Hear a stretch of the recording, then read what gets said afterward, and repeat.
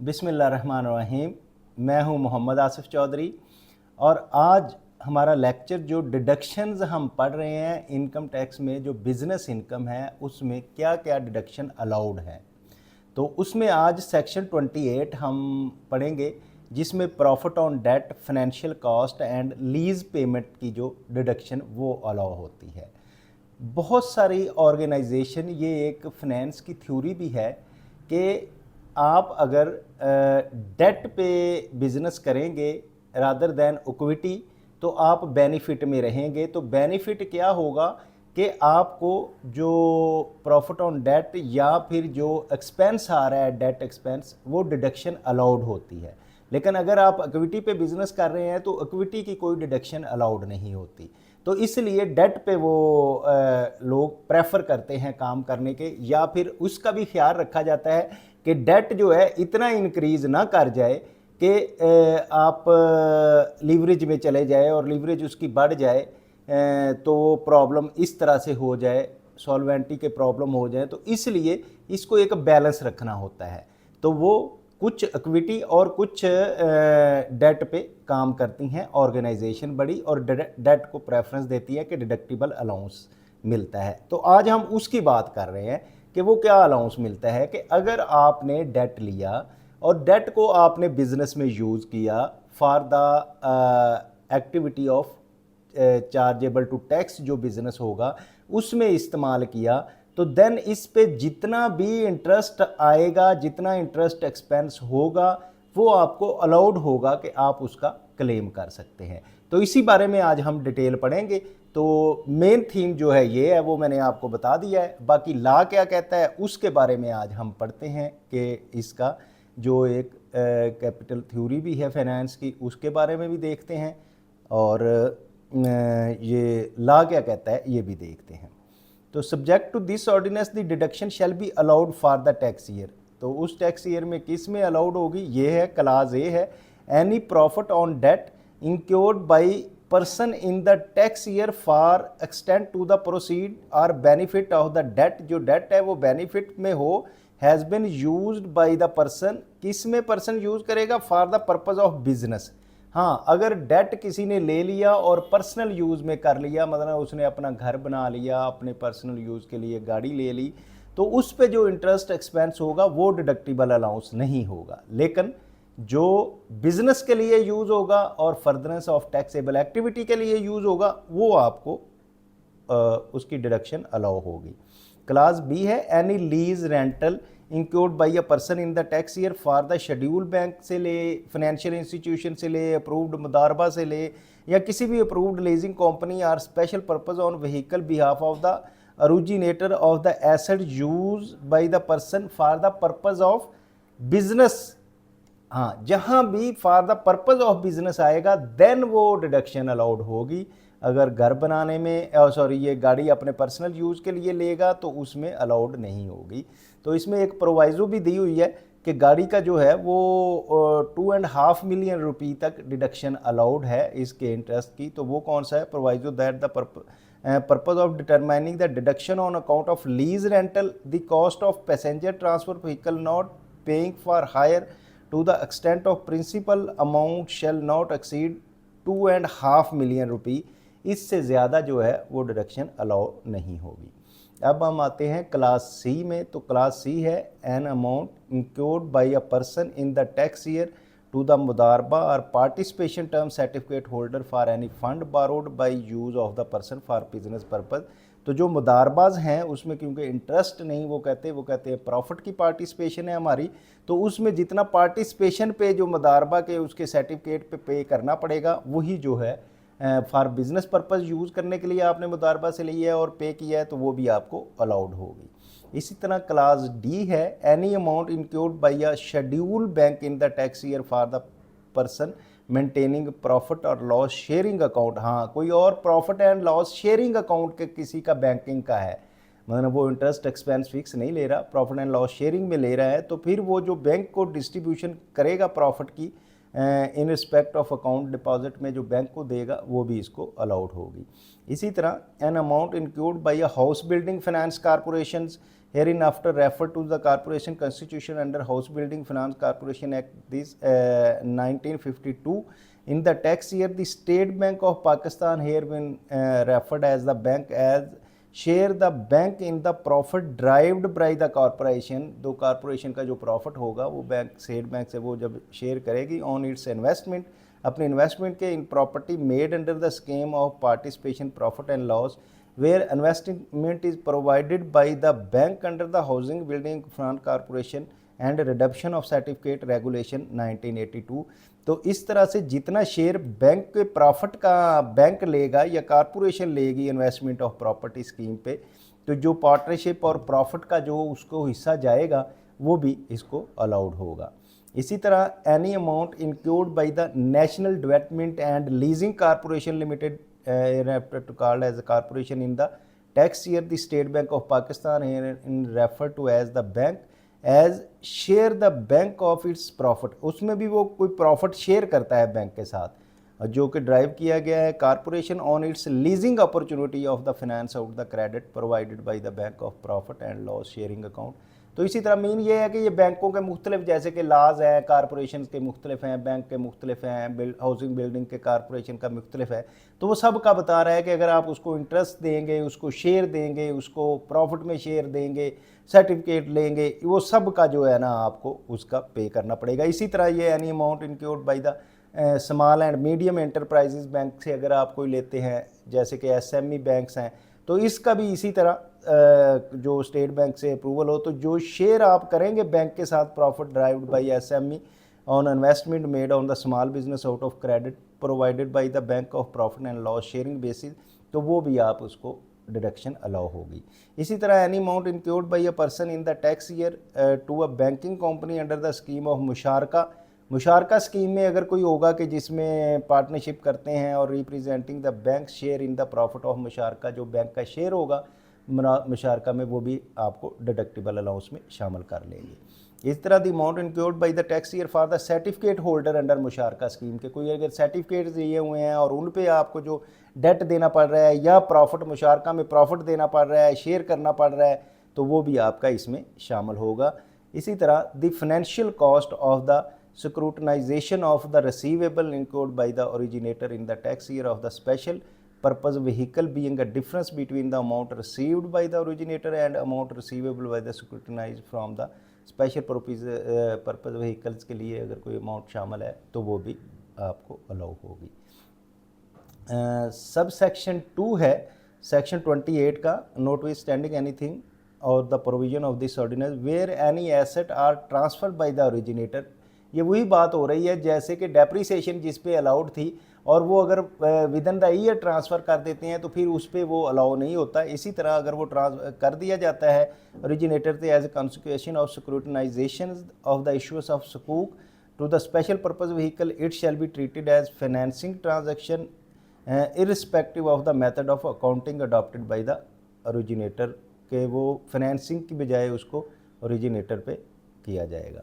तो इस सेक्शन में अप्रूव्ड लीजिंग कंपनी जो है उसकी डेफिनेशन क्या बताई गई है कि means a leasing company approved by the board, कि फेडरल बोर्ड ऑफ रेवेन्यू से अप्रूव हो for the purpose of class B of subsection 1 of the approved मुदारबा, मीन्स मुदारबा अप्रूव्ड बाय द बोर्ड, कि वो भी बोर्ड से अप्रूव हो, यानी कि लीजिंग कंपनी और मुदारबा दोनों जो हैं वो फेडरल बोर्ड ऑफ रेवेन्यू से अप्रूव्ड हों for the purpose of class B and subsection 1। तो ये तो था जो मैंने आपको बताया कि अगर प्रॉफिट ऑन डेट या इंटरेस्ट जो डेट पे देना पड़ता है, एक्सपेंस करना पड़ता है बिजनेसेस को, वो उसकी डिडक्शन अलाउ होती है। तो अब आ गया जी 29 बैड डेट्स। बैड डेट्स क्या होता है, बल्कि बहुत सारी ऑर्गेनाइजेशंस में ऐसे होता है कि वो क्योंकि ये कैश बेस नहीं होती अकाउंटिंग, इसमें क्रेडिट बेस सेल भी होती है, तो क्रेडिट सेल्स का बाज़ औक़ात ऐसे होता है कि बहुत सारे जो डेट हैं वो रिकवर नहीं होते।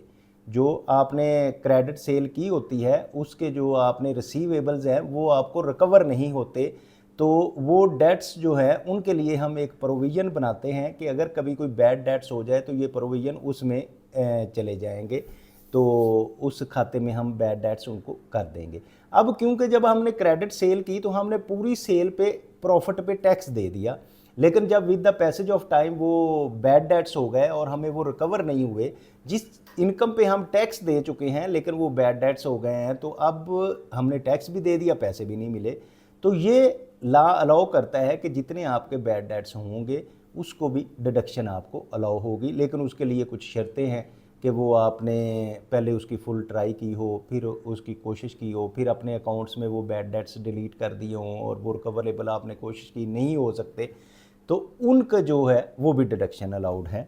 जैसे कि bad debts, a person shall be allowed a deduction for the bad debts in the tax year if the following condition satisfy. तो कंडीशन क्या है? Number 1, the amount of bad debts was क्या है?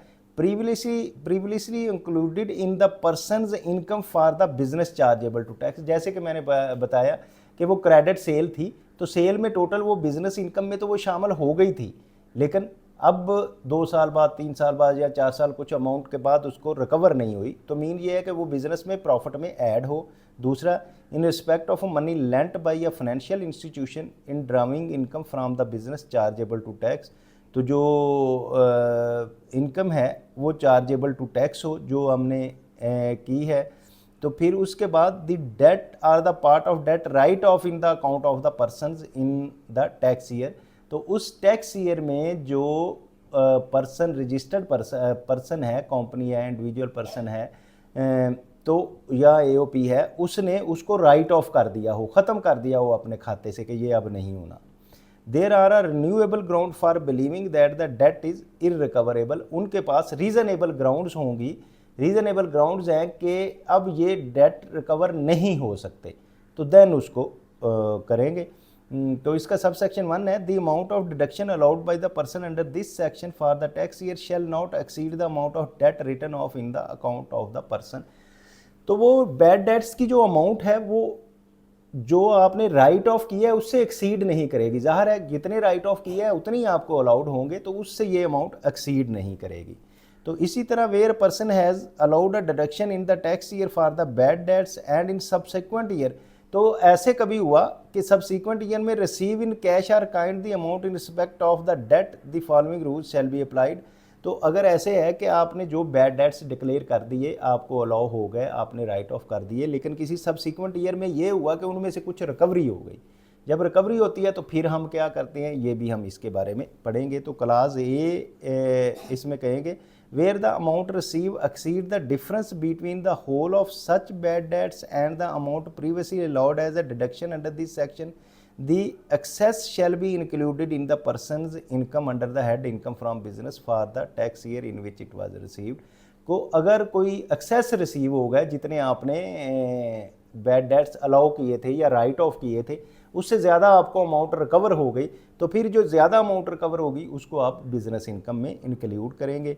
इसी तरह जहाँ अमाउंट कम रिसीव होगी, लेस अमाउंट रिसीव होगी, तो उसमें जो शॉर्टफॉल होगा उसको आप बैड डेट डिडक्शन में कर देंगे फॉर कंप्यूटिंग उस टैक्स ईयर के लिए। इसी तरह सब सेक्शन 29A है, provision regarding the consumer loans. कि कंज्यूमर लोन्स अगर आपने दिए हैं तो उसमें क्या शक्ल है, ये है बैंकिंग के लिए कि जो बैंक्स लोन्स देते हैं और उनमें वे फिर कंज्यूमर से रिकवर नहीं होते, तो उनके लिए कुछ स्पेसिफिक है कि एक वो 3% तक उनको प्रोविज़न होती है कि आपने ये करने हैं, यहाँ तक आप लोन बैड डेट्स कर सकते हैं। तो वो क्या है, ला क्या कहता है, वो भी हम पढ़ लेते हैं। Non banking finance company or a house building finance corporation shall allowed a deduction not exceeding 3% of the income for the tax year. यानी कि वो जो उस साल की जितनी इनकम होगी उसमें उसके 3% तक जो है वो उनको डिडक्शन अलाउ है कि वो बैड डेट्स की लिए प्रोविजन रख सके। Arising out of the consumer loan for creation of reserve offset bad debts arising out such loan. के कंज्यूमर को जो लोन दे रहे हैं कि बाद में अगर कोई बैड डेट्स होता है तो उस बैड डेट्स को रिकवर करने के लिए या उसको राइट ऑफ करने के लिए 3% तक की प्रोविज़न जो बैंक के पास होती है कि वो रखेंगे। Where bad debts can not wholly set off against the reserves, जहाँ के रिजर्व्स के अगेंस्ट होली सेट ऑफ नहीं हुए, an amount of bad dates exceeding the reserves shall be carried forward adjustment against these reserves of the following year. तो उसमें फिर उसको carry forward कर लेंगे उस अमाउंट को कि अगले साल में जाके रिजर्व कर ले। तो इसकी एक्सप्लेनेशन भी दी हुई है कि in this section consumer loans means a loan of money or its equivalent made of, कि रकम की सूरत में या वैसे दिया गया हो by a non banking finance company of the house building finance corporation to the debtor. Debtor कौन से होंगे? कंज्यूमर्स को जब दिया जाता है। And the loan is entered primarily for the personal family or household purpose. तो ये कंज्यूमर गुड्स के लिए, बिजनेस के लिए नहीं होता, बल्कि कंज्यूमर्स के लिए होता है, कि जैसे कि फैमिली के लिए, हाउस होल्ड के लिए purpose, including the debt created by use of lender credit card और similar arrangement as well as insurance premium financing जो है, ये सारी चीज़ें इसमें इस्तेमाल होती हैं। तो इनके लिए ये लोन दिया जाता है। तो ये बेसिकली नॉन फाइनेंशियल इंस्टीट्यूशंस जो बैंकिंग कंपनीज़ हैं उनके लिए ये है कि वो अपने बैड डेट्स किस तरह से राइट ऑफ करेंगे। सेक्शन 30 है profit on non performing debt of a banking company और डेवलपमेंट फाइनेंस इंस्टीट्यूशन। तो जो प्रॉफिट होता है non performing debt of a banking company और डेवलपमेंट फाइनेंस इंस्टीट्यूशन, तो इसके लिए ला क्या कहता है? तो ये हम पढ़ते हैं, ए बैंकिंग कंपनी और development finance institution for a non banking financial institution mudarba shall be allowed a deduction for any profit occurring on a non-performing debt of the banking company or the institution or the non-financial finance company or mudarba where the profit is credited to the suspense account in accordance with the prudential regulations for the bank of non-banking finance company mudarba non-financial institution as the case may be issued by the State Bank of Pakistan, Securities and Exchange Commission of Pakistan, कि non performing account जो होगा वो उसको इन accordance with the इसमें शामिल कर लिया जाएगा। इसी तरह any profit deducted under subsection 1 that is subsequently recovered by the banking company, के कोई डिडक्ट किया गया है इस साल में लेकिन बाद में वो रिकवर हो गया है, और डेवलपमेंट फाइनेंस इंस्टीट्यूशन और नॉन फाइनेंशियल बैंकिंग कंपनी और मुदारबा shall be included in the income of the company. कि ये ऊपर जैसे बताया गया है कि वो नॉन परफॉर्मिंग है तो उसकी डिडक्शन अलाउड हो गई है, लेकिन अगर वो बाद में रिकवर हो जाता है तो फिर क्या है कि उसको हम इनकम में शामिल कर लेंगे। Shall be included in the income of the company and institution are the non banking financial company NBFC और मुदारबा chargeable under the head income from tax for the tax year which is recovered. तो ये इसको हम उस साल में income में शामिल कर लेंगे, अगर जो हमने प्रोविज़न रखी थी लेकिन वो बाद में रिकवर हो गया तो उसको रिकवरी में इसको डाल लेंगे। तो ये था आज तक के लिए। तो उम्मीद है कि आप को ये, मैं देख लूँ कि आगे अभी कितना पड़ा हुआ है। आई थिंक टैक्स अकाउंटिंग में जाने से पहले छोटा सा है, वो भी हम कवर कर लेते हैं, तो फिर अगला चैप्टर शुरू करेंगे।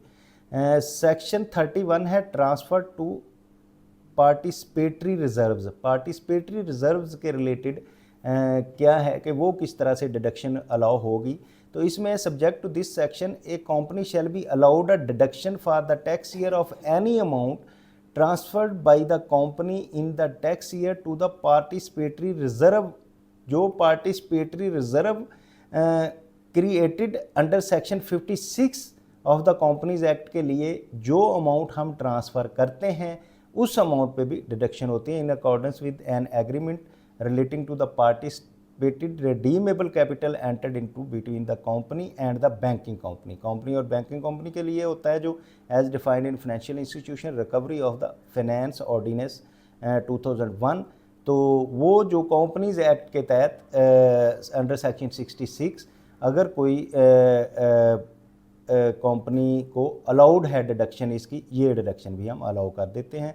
The deduction allowed under subsection 1 of the tax year shall be limited to 5% of the value of the company's participatory redeemable capital. तो जो पार्टिसिपेटरी रिडीमेबल कैपिटल होगा उसका 5% तक सिर्फ जो है ये इसकी डिडक्शन अलाउड होगी, इससे ज़्यादा डिडक्शन अलाउड नहीं होगी। तो जितना वो स्टेट बैंक को कैपिटल रिजर्व करवाएगा। तो इसी तरह no deduction shall be allowed under subsection 1 of the amount of tax exempt accumulation in the participatory reserve, अगर तो ये टैक्सेबल इनकम होगी जो उससे क्रिएट हो रही है तो फिर तो वो उसको अलाउ होगा, लेकिन अगर टैक्सेबल इनकम नहीं हो रही रिजर्व से जो आ रही है तो देन वो उसको इसका डिडक्शन जो है अलाउड नहीं होगी। Participatory reserve 10% of the amount of the participatory redeemable, वो इसकी शामिल नहीं होगी। Where any amount accumulated in the participatory reserves of the company has been allowed as a deduction under this section applied by the company towards the any purpose and under this share of the profit of the participatory redeemable capital are towards the purpose not allowable for the deduction or exemption under this ordinance, the amount so applied shall be included in the income from the business of the company in the tax year in which so applied। तो जो redeemable जब participatory से वापस आएगी तो उसको जो income होगी तो वो इनकम जो है उसको दोबारा उसमें हम शामिल कर देंगे। लें जी, ये था डिडक्शन आज तक के लिए। तो बिज़नेस में से डिडक्शन क्या होती हैं वो निकाल लेंगे हम। उसके बाद हमारा अगला जो चैप्टर 4 आ रहा है टैक्स अकाउंटिंग का, ये बहुत इंपॉर्टेंट है कि जो अकाउंटेंट्स हैं उनके लिए टैक्स की जो अकाउंटिंग वो अलहदा से होती है और जो दूसरी अलहदा है उसके बारे में हम सारा जो है ना इसमें पढ़ेंगे। तो आज तक के लिए आई थिंक जो मैंने बताया है वो आप समझ गए होंगे, लेकिन अगर फिर भी आपको कोई प्रॉब्लम आ रही है और आप इसको अंडरस्टैंड नहीं कर पा रहे तो आप कमेंट बॉक्स में कमेंट करें, मैं उसका रिप्लाई दूंगा या इस लेक्चर को हम रिपीट भी कर देंगे। ठीक है, थोड़े टेक्निकल लेक्चर हैं, आपको थोड़ा सा इसमें शायद प्रॉब्लम हो रही हो, तो अगर ये आप समझ रहे हैं तो फिर चाहते हैं बाकी लोग भी समझें तो आप इसको लाइक करें, शेयर करें, सब्सक्राइब करें। Thank you very much, have a nice day.